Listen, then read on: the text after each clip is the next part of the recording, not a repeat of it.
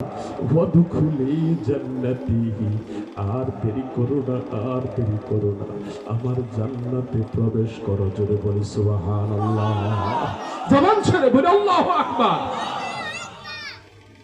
এখানে আল্লাহ কারো নাম ধরে বলেন নাই, কোন মানুষটা ভালো কোন মানুষটা খারাপ, কারণ নামের কথা বলেন নাই। আমার আল্লাহর স্পষ্ট কথা, সেদিন কাজে লাগবে তোমাদের ভালো অন্তর, যেই অন্তরের মধ্যে হিংসা নাই, যেই অন্তরের মধ্যে বিদ্বেষ নাই, যে অন্তরের মধ্যে কোনো খারাপি নাই, যে অন্তরের মধ্যে কোনো কালিমা নাই, যে অন্তরের মধ্যে কোনো কৃপণতা নাই, যে অন্তরের মধ্যে কুরুষতা নাই, যে অন্তরের মধ্যে কপটতা নাই, যে অন্তরের মধ্যে আত্ম অহমিকা নাই, তাদেরকে আল্লাহ তাআলা বলছেন সেই অন্তরটাই কাজে লাগবে। ইল্লা মান আতাল্লাহ বিকলবিন সালিম, সেদিন কাজে লাগবে নিরাপদ অন্তর।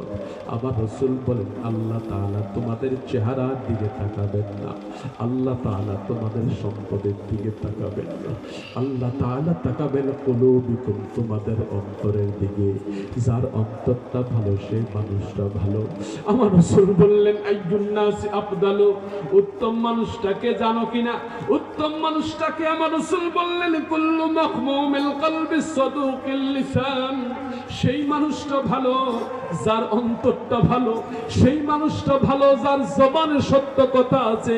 বর্তমান সময়টা বড় কঠিন, বড় কঠিন, বড় কঠিন। সত্য কথা পাওয়ানেওয়ালা লোকের সংখ্যা কম, ভালো অন্তরের অধিকারী মানুষের সংখ্যা এখন খুবই কম। এই মানুষ এখন খুঁজে পাওয়া দুষ্কর, সেজন্যই ডাক্তারের কাছে যেতে হবে। আল্লাহ তাআলা সে ডাক্তারের কথাও বলে দিলেন, ওষুধের কথাও আল্লাহ তাআলা বলে দিলেন। ডাক্তার হলো সিদ্দিকরা, ডাক্তার হলো দিনদাররা, ডাক্তার হলো আল্লাহ ওয়ালারা। বাংলা একটা প্রবাদ আছে, সৎ সঙ্গে স্বর্গবাস, অসৎ সঙ্গে সর্বনাশ। ভালো মানুষের সঙ্গে চললে ভালো মানুষ হওয়া যায়, খারাপ মানুষের সঙ্গে চললে খারাপ হয়ে যায়। একজন আতরওয়ালার সঙ্গে চললে আতরের ঘ্রাণ পাওয়া যায়, একজন ধূমপানওয়ালা মানুষের সঙ্গে চললে ধূমপানের ঘ্রাণ পাওয়া যায়, ঠিক কিনা? আমার আল্লাহ তাআলা এবার ওষুধ শিখিয়ে দিচ্ছেন। সে আল্লাহ ওয়ালাদের কাছে যাবে, তুমি জিকির করো, তুমি নামাজ পড়ো, তেলাওয়াত করো, তারপর তোমার মনটা ঠিক হয় না, তোমার মনটা ভালো নাই, তোমার মনটা নষ্ট হয়ে গেছে, তোমার মনে খারাপ চিন্তা উদিত হয়, তোমার মনে ভালো চিন্তা আসে না, তোমার মনে কারো ব্যাপারে ভালো চিন্তা তৈরি হয় না, হিংসা হানাহানি রেষারেষির চিন্তা তোমার অন্তর উদিত হয়।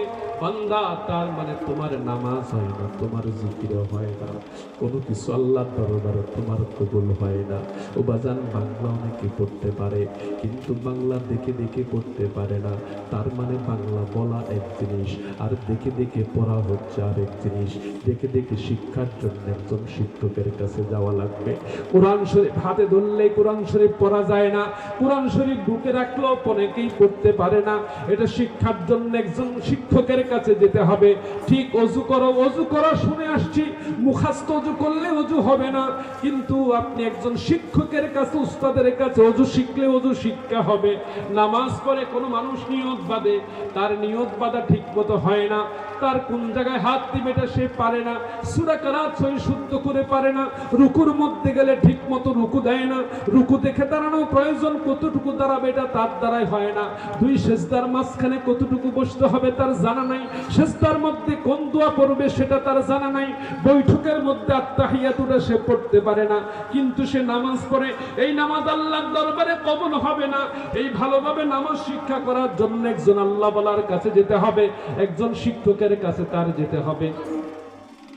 আরবি শিক্ষার জন্য একজন শিক্ষকের কাছে যেতে হবে। ঠিক এই মনটাকে ভালো করার জন্য একজন চিকিৎসকের কাছে যেতে হবে।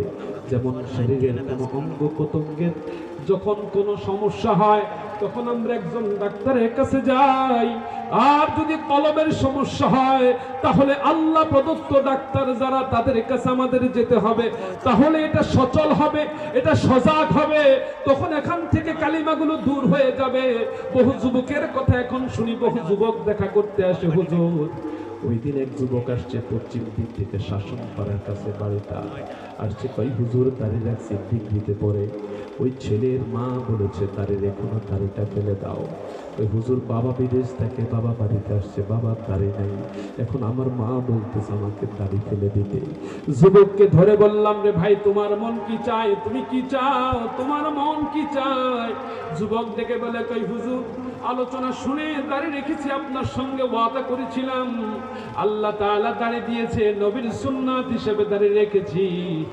এখন মা ফেলতে বলতেছে হুজুর কলিজাটা ছেড়ে যায়। বললাম আপনার বাবাকে ফোন লাগান। বাবাকে ফোন দিল, বাবাকে বললাম আপনার ছেলেটা জান্নাতি হোক, আপনি কি চান না? কয় জি হুজুর চাই। আপনার ছেলেটাকে নামাজ পড়ে? কয় জি হুজুর পড়ে। আপনার ছেলেটাকে কোনো মেয়ের সঙ্গে খারাপ সম্পর্ক আছে, আপনার নজরে ধরা পড়ছে? কয় না, পড়ে নাই। আপনার ছেলেটাকে ধূমপান করে? কয় না হুজুর করে না। আপনার ছেলেটার দাড়ি থাকলে আল্লাহ খুশি, রাসূল খুশি, আপনি খুশি না বেজার? কয় হুজুর তাহলে আমিও খুশি। বললাম আপনার মুখে দাড়ি আছে? কয় হুজুর নাই। তাহলে আপনার ম্যাডাম কেমন আপনার ছেলেকে দাড়ি ফেলতে বলে, আপনার দাড়ি না রাখার কারণে? ওরে আল্লাহর বান্দা, বাবা হিসেবে আল্লাহর কাছে কি জবাব দিবেন? ক্বালান নবী সাল্লাল্লাহু আলাইহি ওয়াসাল্লাম, কুল্লুকুম রাঈন ওয়া কুল্লুকুম মাসউলুন আন রায়াতিহি। নবী আরবি সাইয়্যিদুনা মুহাম্মদুর রাসূলুল্লাহ সাল্লাল্লাহু আলাইহি ওয়াসাল্লাম বলেন, প্রত্যেকেই দায়িত্বশীল, প্রত্যেককেই হাসরে ময়দানে দায়িত্বের ব্যাপারে প্রশ্ন করা হবে। বাবাকে প্রশ্ন করা হবে তার সন্তানের ব্যাপারে, স্বামীকে প্রশ্ন করা হবে তার স্ত্রীর ব্যাপারে, ও বাজান পীর সাহেবকে প্রশ্ন করা হবে তার মুরিদের ব্যাপারে, ইমাম সাহেবকে প্রশ্ন করা হবে তার মুসল্লির ব্যাপারে, সমাজের সভাপতিকে প্রশ্ন করা হবে তার সমাজের ব্যাপারে, মেম্বারকে প্রশ্ন করা হবে তার ওয়ার্ডের ব্যাপারে, চেয়ারম্যানকে প্রশ্ন করা হবে তার ইউনিয়নের ব্যাপারে, এমপিকে প্রশ্ন করা হবে তার থানার ব্যাপারে, প্রধানমন্ত্রীকে প্রশ্ন করা হবে তার দেশের ব্যাপারে, কেমনে চালাইছে, কিভাবে চালাইছে, কেমনে অর্জন করছে, কেমনে খরচ করছে, সব কিছু জিজ্ঞেস করবে। আপনার সন্তানটা দাড়ি রাখা ওয়াজিব, দাড়িটা রাখছে, তারে ফেলতে বলতেছে। এখন কি জাহান্নামে আপনারা যাবেন নাকি সন্তানটাকে নিয়ে যাবেন? বাবা চুপচাপ, বাবার কোনো কথা নাই। একটু পরেই বাবা বলতেছে, হুজুর আমার ভুল হয়ে গেছে। আমার স্ত্রীকে আমি বলবো, হুজুর আজকে থেকে আমি দাড়ি ফেলবো না হুজুর।